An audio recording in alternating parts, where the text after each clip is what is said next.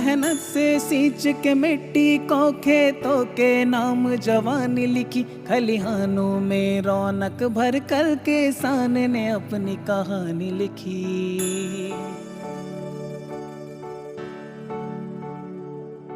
एक डोर है वो कुर्बानी की, उम्मीद उन्हीं से रोशन है।